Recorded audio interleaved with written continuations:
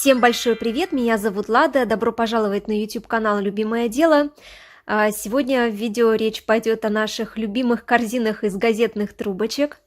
Хоть в этом видео я и показываю моменты плетения очень-очень простой корзиночки для подарка, тем не менее речь пойдет о том, как дарить корзины или с чем их дарить. За всю свою практику плетения я подарила очень много корзин своим близким, знакомым, друзьям, родственникам.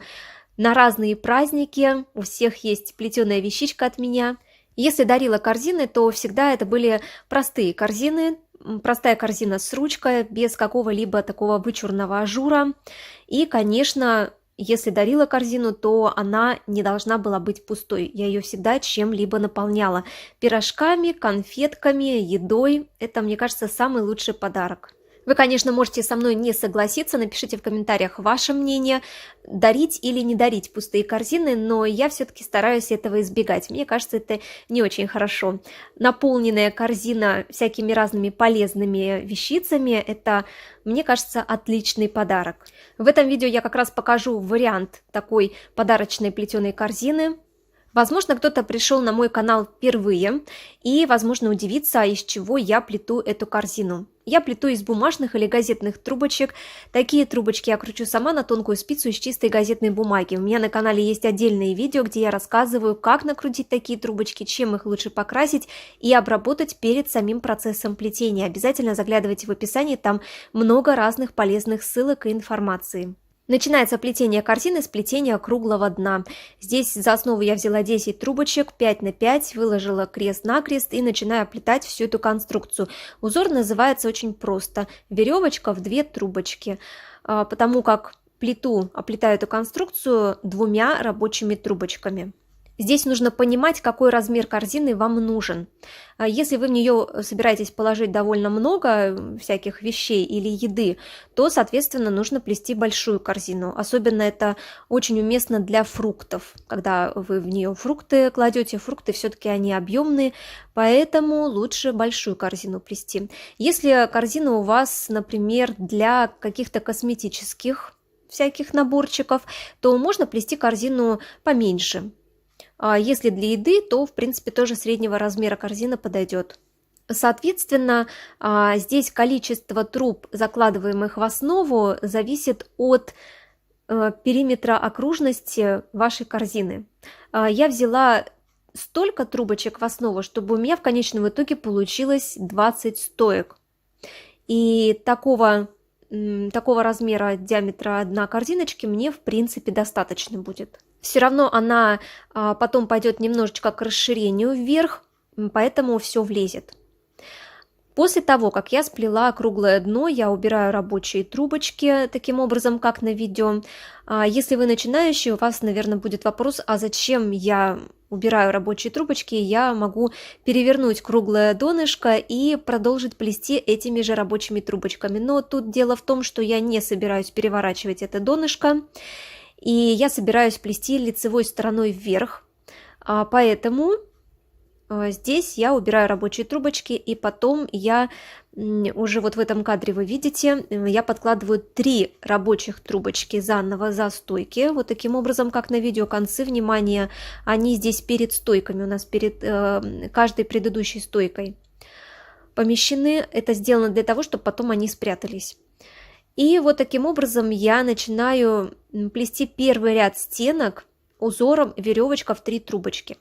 Здесь в видео я старалась эти моменты не показывать подробно, я просто хотела показать принцип плетения целой корзины, но эти моменты у меня показаны подробно в моих других видео, ссылки я оставляю в описании. Сплели первый ряд веревочка в 3 трубочки, здесь мы закрыли ряд, состыковали узор. Одну рабочую трубочку я убираю в витки, вот таким образом, как на видео. Я попозже отрежу этот ненужный конец от рабочей трубочки, а 2 остальными рабочими трубочками я продолжаю плести, но узором ситец.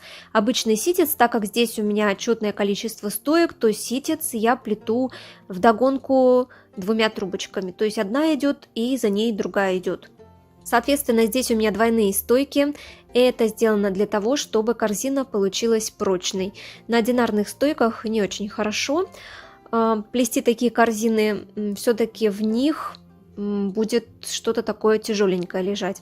Ну и, соответственно, в местах, где будут располагаться ручки, я добавила еще по одной стойке. И потом туда добавлю еще проволоку.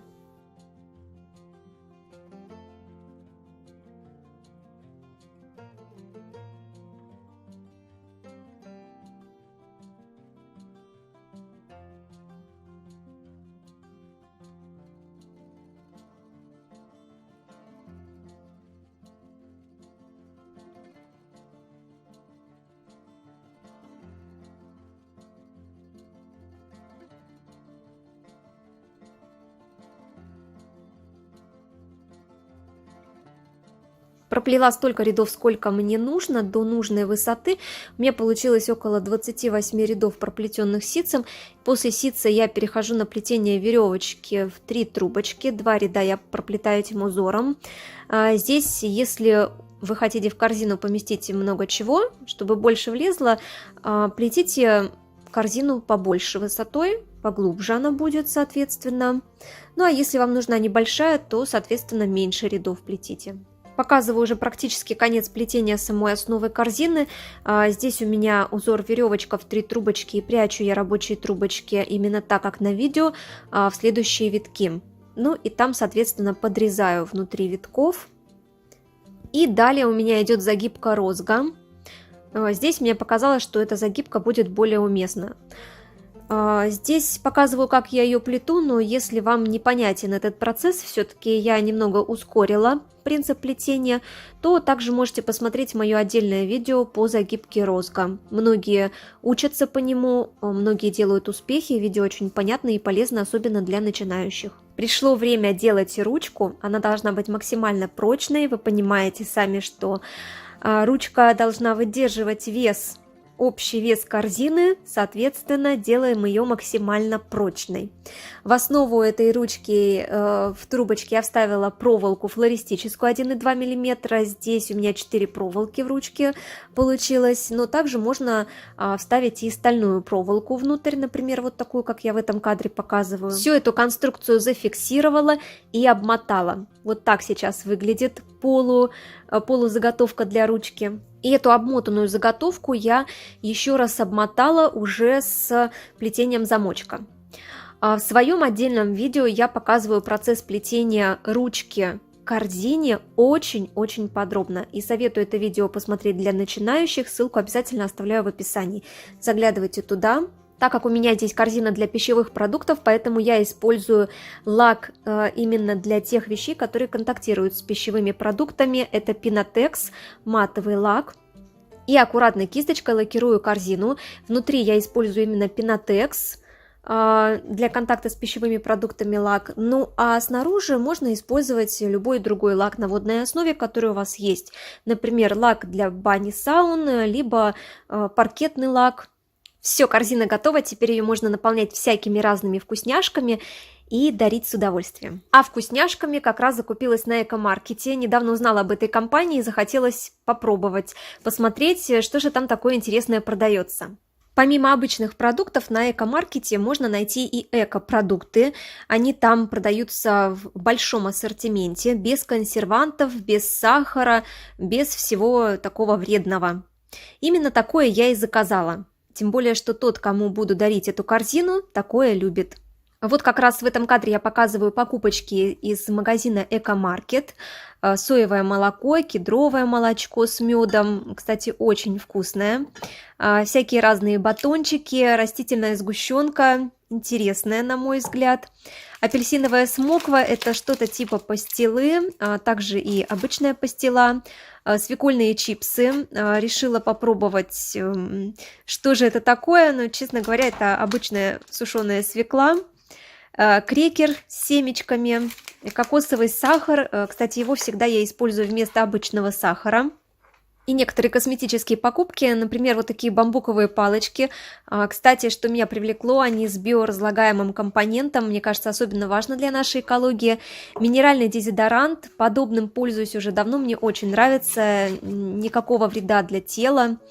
Шампунь альгинатный, по отзывам очень классный шампунь. Также взяла еще пару масок для лица и вот не показала, но в углу было натуральное манговое мыло. Продукция из Экомаркет мне понравилась, все качественное приехало, свежее, качественное, быстрая, четкая доставка и отличное обслуживание. Кстати, доставка у них осуществляется в разные города России, что тоже хорошо. И еще по промокоду «Любимое дело 2020» вы можете получить скидку 500 рублей на первый заказ. Ссылку на Экомаркет и подробности я оставляю в описании под видео. Ну а теперь покажу оформление самой подарочной корзины. Здесь, чтобы продукты не так уж бедно ютились в корзиночке, я выложила немного гофрированной бумаги. Здесь коричневая и белая у меня бумага. Вот таким образом. И теперь я выкладываю продукты, стараюсь их красиво разложить в корзине. Ну вот такая корзина получилась, такой вкусный подарок получился, но чего-то не хватает. Просто корзина с просто продуктами, нужно сделать какую-то подарочную упаковку, согласны? Ну и показываю окончательный вариант подарочной продуктовой корзины, если можно так выразиться. Здесь я ее упаковала в прозрачную пленку. Ее обычно используют для цветочных букетов. Я ее и покупала в цветочном магазине. Здесь оформить эту корзину можно на ваш вкус и цвет, как говорится, перевязать бантом или бечевкой, кому как нравится. Я оформила именно так, как на видео. Вот такая подарочная эко-корзина с эко-продуктами получилась. Мне кажется, идеальный подарок для тех, кто такое любит. Можно, конечно, в корзину положите свежие овощи, фрукты и какие-то другие продукты. Все на ваш вкус или на вкус того, кому вы будете дарить эту корзину. Надеюсь, что видео вам понравилось. Легкого плетения, вдохновения. Увидимся очень скоро в следующих видео и трансляциях. Пока-пока!